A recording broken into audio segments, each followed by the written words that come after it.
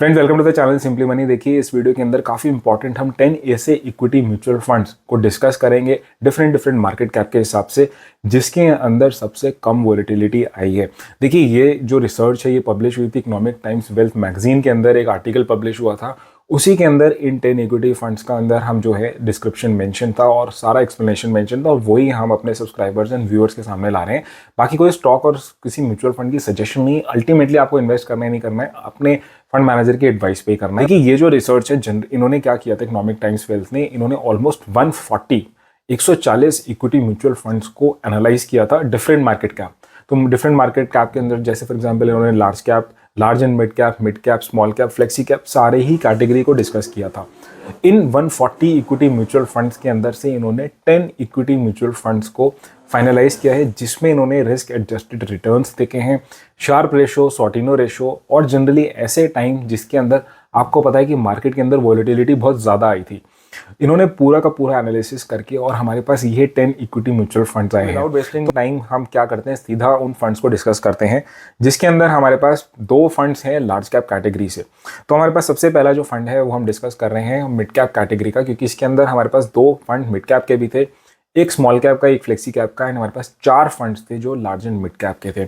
तो पहला हमारे पास जो फंड है मिड कैप कैटेगरी का, that is the HDFC mid cap opportunities fund. तो इस पर्टिकुलर फंड की अगर हम बात करते हैं तो देखिए, इस पर्टिकुलर फंड का AUM साइज काफ़ी ज़्यादा है, ऑलमोस्ट 75,000 करोड़ रुपीज़ का। अगर आप बेंचमार्क के रिटर्न्स देखते हैं 1 ईयर 3 ईयर्स के, तो इस पर्टिकुलर फंड ने अपने बेंचमार्क जो निफ्टी मिड कैप 150 है उसको ईजिली बीट किया है, स्मॉल कम ड्यूरेशन में और लार्ज ड्यूरेशन दोनों के अंदर।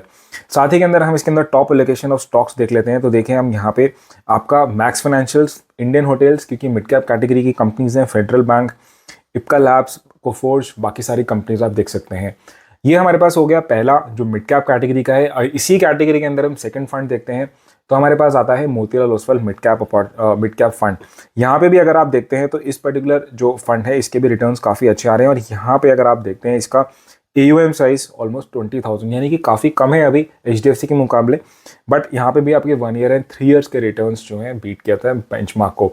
और यहाँ पे अगर आपके टॉप एलोकेशन देख लेते हैं हम कौन कौन सी कंपनीज हैं, then we can see that companies like Coforge, Kalyan Jewellers, Polycab, Persistent, Jio Financials. तो टॉप 5 काफ़ी अच्छे हैवी एलोकेशन है इन स्टॉक्स के अंदर। आगे बढ़ते हैं, हम डिस्कस करते हैं यहाँ पे नेक्स्ट हमारे पास जो फंड है वो हमारे पास है फ्लेक्सी कैप कैटेगरी का, that is the HDFC flexi cap fund. Flexi cap के अंदर एक ही फंड हमने डिस्कस किया है यहाँ पे अगर आप देखते हैं, और इसके अंदर अगर हम डिस्कस करते हैं तो आपके पास जो AUM है दैट इज 64,000, यानी कि काफ़ी सब्सटैंशियल AUM साइज हो चुका है। अगेन 1 एंड 3 ईयर्स के अंदर बीट किया है। और यहाँ पे टॉप एलोकेशन हम देख लेते हैं तो आप देख सकते हैं यहाँ पे कि सबसे हाईएस्ट इज आपकी बैंकिंग काफ़ी हैवी है, ICICI bank, HDFC bank, axis, Cipla, Kotak, SBI life, ये आपके कुछ एक फंड हो जाते हैं। नौ हमने दो फंड्स डिस्कस कर लिए, मिड कैप का, एक फ्लेक्सी कैप का। आगे हम बढ़ते हैं और हम डिस्कस करते हैं next fund that is from the large cap category, that is the ICICI prudential. और अगर हम साथ ही के अंदर देख लेते हैं एक और जो हमारे पास लार्ज कैप कैटेगरी का फंड है, दैट इज दी हमारे पास है DSP टॉप 100 इक्विटी फंड। तो यानी कि आपको एक ICICI का, एक DSP टॉप 100 इक्विटी फंड्स मिल रहा है। ICICI का अगर हम टॉप एलोकेशन देख लेते हैं यहाँ पे HDFC bank, ICICI, L&T, Infosys, Reliance, तो सारी निफ्टी 50 की हैवी वेट कंपनीज हैं। DSP टॉप 100, तो यहाँ पे भी आपका ICICI, HDFC, ITIC, Bajaj finance, Mahindra and Mahindra, क्योंकि इसके अंदर लार्ज कैप कंपनीज हैं तो निफ्टी 50 का एलोकेशन सबसे ज़्यादा होगा, और ये दो फंड्स काफ़ी स्ट्रॉन्ग है लार्ज कैप कैटेगरी के। नाउ आगे बढ़ते हैं, हम डिस्कस करते हैं हमारे पास एक, क्योंकि हमने लार्ज एंड मिड कैप से पहले हम स्मॉल कैप भी कवर कर लेते हैं, तो हमारे पास एक ही फंड है स्मॉल कैप का, दैट इज द बंधन स्मॉल कैप फंड। नाउ बंधन स्मॉल कैप फंड काफ़ी अच्छा परफॉर्म कर रहा है अभी के टाइम पे। इसका AUM साइज अगर आप देखेंगे तो ज़्यादा नहीं है, 8700 करोड़ रुपीज़ का ही अभी तक है। अगेन अपने बेंचमार्क्स को 1 एंड 3 ईयर्स के अंदर बीट किया है। और यहाँ पे अगर हम टॉप एलोकेशंस देखते हैं, देखिए इस पर्टिकुलर फंड के अंदर नंबर ऑफ फंड्स काफ़ी ज़्यादा हैं, तभी आप देखेंगे एलोकेशन जो टॉप सबसे L&T फूड्स के अंदर सिर्फ 2.5% है। Then we have PCBL Limited, Cholamandalam, Arvind, Sobha, almost 177 stocks हैं, यानी कि पूरा का पूरा पोर्टफोलियो है इसके अंदर स्मॉल कैप कैटेगरी का। नाउ अब एक काम करते हैं, हमारे पास जो बाकी के जो 4 फंड्स बच गए हैं लार्ज एंड मिड कैप का, उसके अंदर डिस्कस कर लेते हैं। तो हमारे पास पहला फंड है that is the ICICI Prudential large and mid cap. Then we have DSP equity opportunities fund, Bandhan core equity fund and Nippon India vision funds. इसके भी आप टॉप एलोकेशंस देख सकते हैं, जिसके अंदर अगर अगेन आप देखते हैं तो हमारे पास निफ्टी 50 प्लस, कुछ एक मिड कैप की कंपनीज हैं।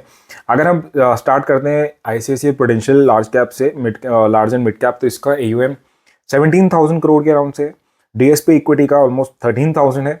देन हमारे पास बंधन कोर इक्विटी का 6,900 एंड निपॉन इंडिया का ऑलमोस्ट 54। तो ये सारे फंड्स के अंदर AUM अभी भी इतना ज़्यादा नहीं हुआ है, और आप इसके अंदर एलोकेशंस भी अलग अलग फंड्स की आप देख सकते हैं। तो देखिए, जनरली अगर आप देखते हैं तो फाइनेंशियल्स हैवी रहा है अक्रॉस डिफरेंट मार्केट कैप के अंदर से। अगर हम कुछ एक स्टॉक्स देखें जो कॉमन रहे हैं, तो for example ICICI bank, HDFC bank, ITC, Mahindra and Mahindra, ये सब कुछ हैं जो कंपनीज ऑल अलोंग बोल सकते हैं, ऑल अलोंग बाकी सारे फंड्स के अंदर कॉमन है।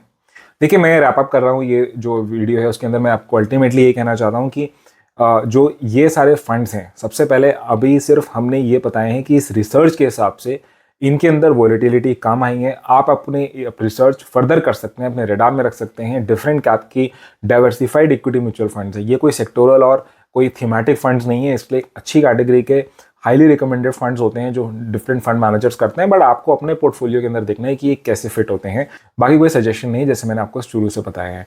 सो आई होप आपको वीडियो अच्छी लगी हो। अगर अच्छी लगी हो तो लाइक करिएगा, इन चैनल को सब्सक्राइब करना मत भूलिएगा। हम आएंगे नेक्स्ट वीडियो के अंदर। Until then, thank you so much.